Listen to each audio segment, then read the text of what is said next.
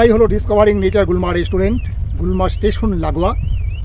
অত্যন্ত সুন্দর এবং এর চারপাশের পরিবেশ একেবারে কি বলবো, মনকে মাতিয়ে তোলে। দেখো সৌন্দর্য কাকে বলে, এমন সুন্দর ভিউ রয়েছে এই গুলমাতে।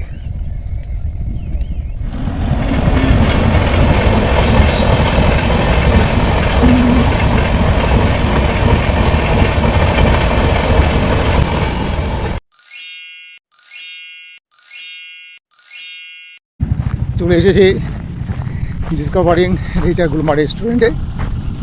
এখানে যে কটেজগুলো আছে অদ্ভুত লাগে আমার কাছে। হ্যাঁ, আমি বসবো একটাতে এবং কিছু খাবো, একটু খেতেও পেয়েছে, চা বা কফি কিছু একটু খাবো এবং দেখাবো তোমাদের ডিসকভারিং নেচার গুলমা।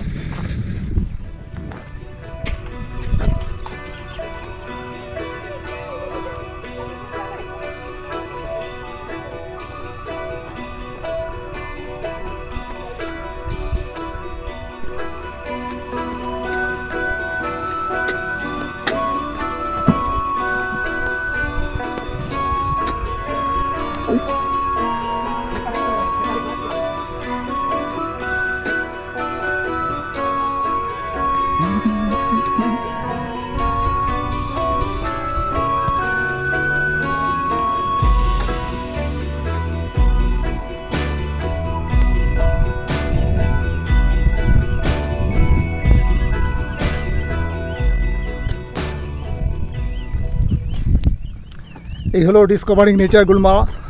চলে এসেছি একেবারে আমি উত্তর প্রান্তে, এবং উত্তর প্রান্তে এই যে কটেজটা রয়েছে এই কটেজটাতে আমি বসবো। আর এদিকে প্রচুর কটেজ আছে বসে খাওয়ার জন্য।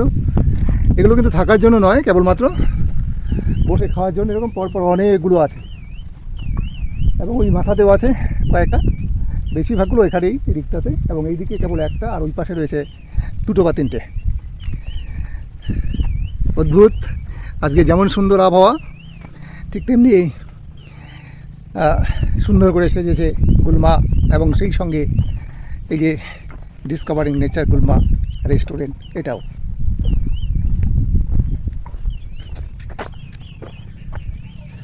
দেখে নাও আবার ডিসকভারিং নেচার গুলমা। এটাই হলো ডিসকভারিং নেচার গুলমা রেস্টুরেন্ট, গুলমা স্টেশন লাগোয়া। অত্যন্ত সুন্দর এবং এর চারপাশের পরিবেশ একেবারে কি বলবো, মনকে মাতিয়ে তোলে। এর চারপাশেই রয়েছে একেবারে ফাঁকা জায়গা, যেটা বর্ষাকালে কেবলমাত্র এখানে চাষবাস হয়। তারপরেই রয়েছে মহানন্দা অভয়ারণ্য, বলা যেতে পারে একটা দিক বাদ দিয়ে বাকি তিন দিকে। ওইদিকে রয়েছে গুলমা স্টেশন, একটু এগোলে স্টেশন থেকে মহানন্দা নদী, এবং তার পেছনেও মহানন্দা অভয়ারণ্য। মহানন্দা অভয়ারণ্য একেবারে তিন দিক থেকে এটাকে ঘিরে রেখেছে। মাঝখানে ছোট্ট একটা জনপদ, গুলমা জনপদ। এখানে বস্তির মতো আছে, কিছু লোক এখানে থাকেন এবং মনে হয় এই চাষবাসগুলো তারাই সম্ভবত করে থাকেন। এবং পাশে রয়েছে একটা বিট অফিস। এদিক থেকে খুব সুন্দরভাবে দেখা যায় একটু পরপর এই গুলমা স্টেশন থেকে গাড়ি যাচ্ছে, বা শিলিগুড়ি থেকে গুলমা স্টেশনে ট্রেন আসছে।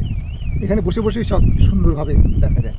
এবং এটা একেবারে সম্পূর্ণ ইকো ফ্রেন্ডলি, এবং এখানে যে কটেজগুলো ব্যবহার করা হয়েছে তা সম্পূর্ণই বাঁশ দিয়ে তৈরি। কেবলমাত্র এদের ছাদে একটু প্লাস্টিক ব্যবহার করা হয়েছে। অত্যন্ত ইকো ফ্রেন্ডলি। এবং এখানে যে বিদ্যুৎ সেটাও কিন্তু আসে, এখানে রয়েছে সোলার প্যানেল। এই সোলার প্যানেল থেকে সন্ধ্যার পরে গুলমা আলোতে একেবারে মোহময়ী, মায়াময়ী হয়ে যায়। আমি যদিও সন্ধ্যার পরে কোনো দিন এখানে আসিনি, আমি যতদিন এসেছি আর দিনের বেলাতে এসেছি। তবে দিনের বেলাতেও কিন্তু অদ্ভুত, কেননা এখানে এই খোলা জায়গা, তারপরে মহানন্দা ফরেস্ট, তার পেছনে সুউচ্চ পাহাড় এবং নীল আকাশ, আকাশে সাদা মেঘ, সব মিলে এখানে একটা মায়াবী পরিবেশ সব সময় বিরাজ করে। তোমরা কিন্তু অবশ্যই এখানে আসতে পারো, যারা শিলিগুড়ির কাছে কিন্তু মনে করছো এখনও কোনো দিন গুলমা আসোনি, তারা কিন্তু এখানে অবশ্যই একদিন এসে যাবে। এবং পরিবারের লোকজন, বন্ধুবান্ধব, কিংবা দরকার হলে প্রেমিক প্রেমিকা, যে কাউকে নিয়ে এখানে আসতে পারো। এবং এখানে বসে চারদিকের যে পরিবেশ তার আনন্দ নিতে নিতে এখানে যে ধরনের ফুড বা খাবার এরা তৈরি করেন সেগুলো খেতে খেতে অনেকটা সময় এখানে কাটিয়ে দিতে পারো, এবং একবেলা বা সারাটা দিন কাটিয়ে আবার বাড়ি ফিরে যেতে পারো। এখানে আসতে কোনো অসুবিধা নেই। যাদের গাড়ি আছে তাদের তো কোনো সমস্যা নেই। যদি বাইক বা স্কুটি এগুলো নিয়েও খুব সহজে এখানে আসা যায়। কিন্তু তা যদি নাও থাকে কোনো সমস্যা নেই, চম্পাশাড়ি থেকে একটার পর একটা টোটো কিন্তু এদিকে আসছে, যে কোনো একটা করে এই স্টেশনের কাছে নেমে যেতে হবে এবং বাকি রাস্তাটা স্টেশন থেকে মোটামুটি 300-400 মিটার হবে, এই রাস্তাটা হেঁটে আসতে হবে। তাহলে তোমরা যারা এখনও এখানে আসোনি একবার অন্তত এসে দেখে যাও এবং আমার কথার সঙ্গে মিলিয়ে নাও যে গুলমা সত্যি সত্যিই শিলিগুড়ির কাছাকাছি সবথেকে সুন্দর একটা জায়গা কিনা।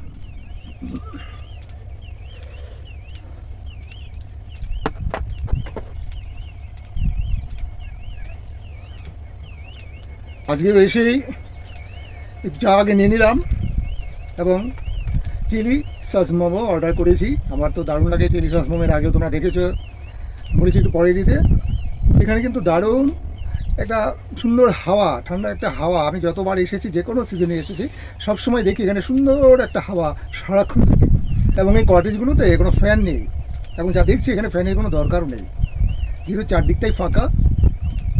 এবং এগুলো বানানো হয়েছে সবই তাপ নিরোধক যে বস্তু, সেগুলো দিয়ে, বাঁশ দিয়ে। এখানে দেখা যাচ্ছে কাঠও তেমনভাবে ইউজ করা হয়নি, পুরোটাই বাঁশের ব্যথা তুলে সেগুলো দিয়ে বেড়া করা হয়েছে। এবং নিচে যে পাটাতন আছে এটাও বাঁশ দিয়ে তৈরি করা হয়েছে, ওটা চাটাইটাও বাঁশ দিয়ে তৈরি করা হয়েছে। কেবলমাত্র উপরে যে চাল রয়েছে সেখানে প্লাস্টিক রয়েছে, যদিও তার সামনে, তার ভেতরের দিকটা এবং বাইরের দিকটা দুপাশে কিন্তু বাঁশের ব্যথা তুলে সেটা দিয়ে ছাউনির মতো করা আছে। কেবলমাত্র চেয়ার টেবিলগুলো এখানে প্লাস্টিকের, অত্যন্ত ইকো ফ্রেন্ডলি, যার জন্য আমার দারুণ লাগে এই গুলমা ডিসকভারিং নেচার গুলমা রেস্টুরেন্ট। তাহলে চা খাই, তারপরে আবার কথা বলছি।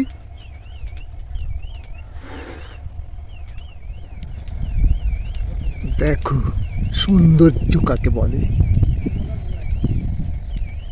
এমন সুন্দর ভিউ রয়েছে এই গুলমাতে।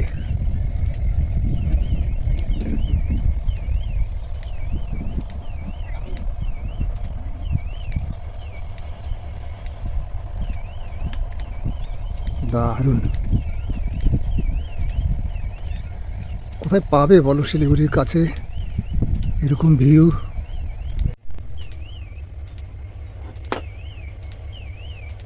চলে এসেছে আমার চিলি সস মোমো। এটা ভেজ মোমো, চিলি এবং সস দিয়ে এটাকে করা হয় এবং এরা মোটামুটি ভালোই করে। আমি যতবার এসেছি ততবারই খেয়েছি।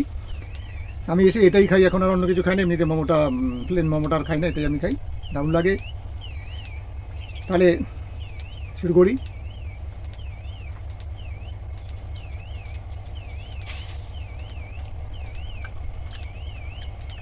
দারুণ। আমাদের একটা বদ অভ্যাস আছে, তোমরা অনেকেই হয়তো জানো, সেটা হচ্ছে এটা, না না এখানে কোনো সোনাদানা নেই, আছে পানের পাতা, সুপুরির দানা। এটা একটু খেতে হবে, তা না হলে খাওয়ার পরে আমার মুখটা টক হয়ে যায়। তা আমি যেখানেই যাই এটাতে করে একটু পান, সুপুরি এবং চুন, একটু জর্দা নিয়ে নিই সঙ্গে করে, এবং সেটা অন্তত খাওয়ার পরে একটু খেতেই হবে।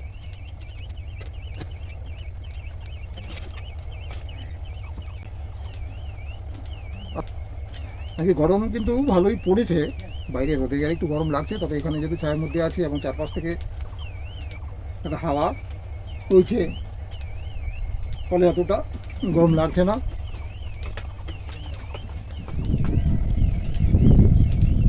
ভুট্টা ক্ষেত এবং তার পেছনেই ফরেস্ট বা মহানন্দা ভৈরণ্য, তার পেছনেই পাহাড়। এটা হচ্ছে আমি যে কটেজে বসে আছি সেই কটেজ থেকে দৃশ্য, অসম্ভব সুন্দর।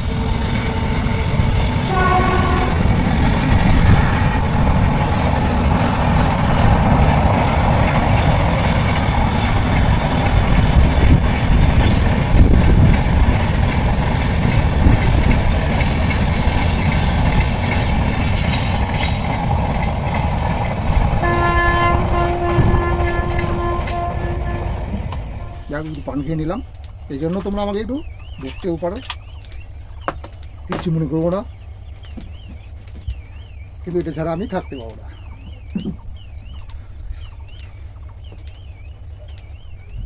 তাহলে ডিসকভারিং নেচার গুলমার এই একেবারে উত্তর দিকের কটেজে বসে আজকের এই ভিডিওটা আমি এখানেই শেষ করছি। কেমন লাগলো ভিডিওটা অবশ্যই কমেন্ট করে জানাবে। কেমন লাগলো গুলমা, কেমন লাগলো গুলমার এই ডিসকভারিং নেচার গুলমা যে রেস্টুরেন্ট রয়েছে সেই রেস্টুরেন্ট অবশ্যই কমেন্ট করে জানাবে। আর আমি কিন্তু আবারও বলছি, যারা শিলিগুড়ি বা শিলিগুড়ির আশেপাশে আছো তারা কিন্তু অবশ্যই একদিন হলেও এই গুলমা এবং এই ডিসকভারিং নেচার গুলমায় অবশ্যই আসবে। বছরের এক এক ঋতুতে এর এক এক রকম রূপ থাকে এবং সেটা যখনই আসো তখনই কিন্তু সেটা ভালো লাগবে। তাহলে রাখছি এখানে, সবাই খুব ভালো থাকবে, বাই।